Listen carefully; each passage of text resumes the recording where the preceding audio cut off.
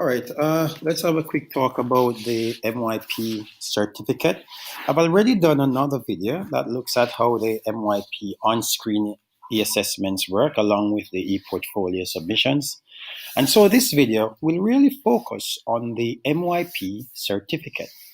So this is the model. I must declare that I do not have express permission from the IB to use this model. However, I do believe that it's in the interest of the IB that this model is explained to practitioners and users and parents out there. So this video is really focusing on the MYP certificate. But this is the model. So very quickly, I'll share what the IB has shared, which, to be fair, it seems like it explains it to a high degree, but to the user, it sometimes is a bit confusing. But some of the key points here, we know that the results have to be grade 3 and above. We also know that the student needs to complete 5 on-screen examinations, and those have to come from the mathematics, the language and literature, sciences, individuals and society, and interdisciplinary. Yeah, the child also needs to submit one language acquisition e-portfolio, and in brackets it says or a second language. I'll explain that a little bit later in this presentation. One of the portfolios should come from a course in either PE, arts, or design. And if the child does more than one, that's taken from the highest grade achieved will be taken from that. The personal project is in the mix, as well as completion of service within the community. So these are very critical pieces. So I'll use some examples, some hypothetical students, to give you an idea how the certificate is finally awarded. Here goes. I'll explain this diagram first, simply because an explanation of it will allow you to understand where I'm going with this explanation. So I have 5 students here. Aaron C. Rescue, Faye Kennett, Ima B. Lever, Justine Case, and Mel and Colleagues. And these are our students, and here we have the different subjects that they perhaps may have taken in the examination, and these are all IB subjects coming from the IB disciplines. The numbers you see are their results after taking the examination. And what this video will try to do is give you some hypothetical scenarios so you'll understand when and what kind of certificate students will be awarded. So let's see how this works. Let's begin with Aaron C. Rescue. The numbers here suggest that Aaron has received a 5 in English language, a 4 in mathematics, a 4 in geography, physics, a 5, interdisciplinary, a 5, French 3, visual arts 4, and personal project 5. A quick check suggests that Aaron might be okay, but we need to check first that all subjects are 3 and above. He has met that criteria, tick. Second, we also will check to see that the numbers, the total adds up to more than 28. And that is critical because that's a benchmark that the IB has set. So that's 9 plus 9, 18, plus 8, 26, plus 4, 30, plus 5, 35. And so we can see that Aaron C. Rescue would have gotten his certificate once he has also completed the service requirement within his school. Look at Faye. So Faye has a situation which is Faye has 4 and a 3 here. So she has done English language and Arabic language. She's done mathematics and history. She's done 5 biology. So there's the INS, there's a science, there's an interdisciplinary, there's a design, and there's personal project. At a glance, it seems like Faye has not done a language acquisition, but as you can see, highlighted here, Faye has done 2 languages, and that also is allowed. So in this case, Faye would receive what is called a bilingual certificate if her total numbers, 1, exceed 3 and above, as well as they add up to more than 28.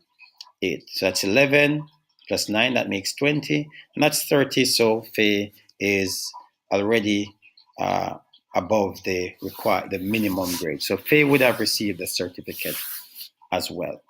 Let's have a look at the next student, Ima B. Lever. Let's have a look. So Ima seems to have a language here, mathematics, geography, chemistry, and interdisciplinary. 3 and above, so So far, the 5 on screens are okay. There's a language in that, so good.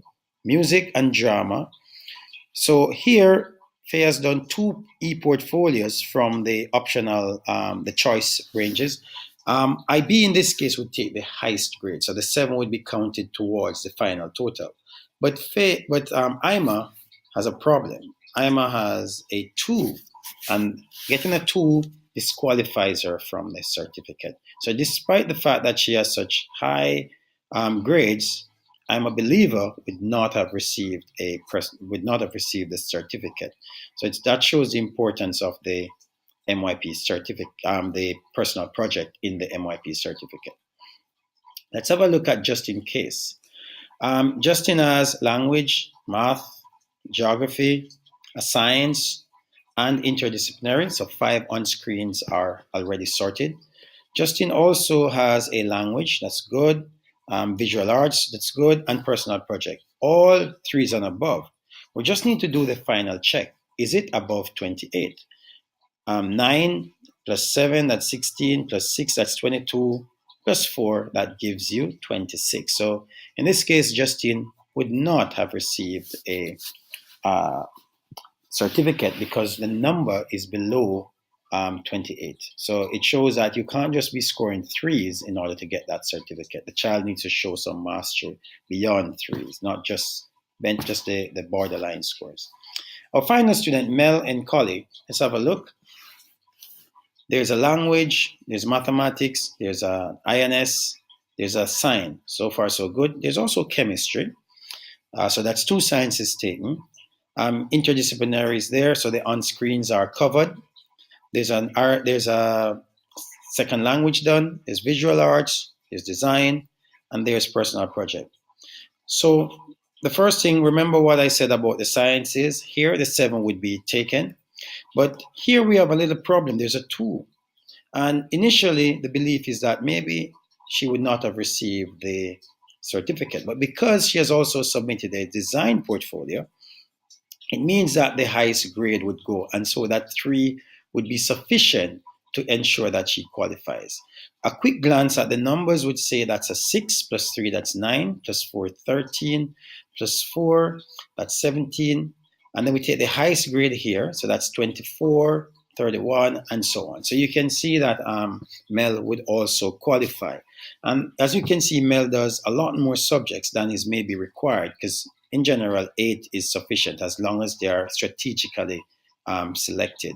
And so here there are some implications for schools. For example, should you be allowing students to take more than 1 in case one of the portfolios fall below the benchmark?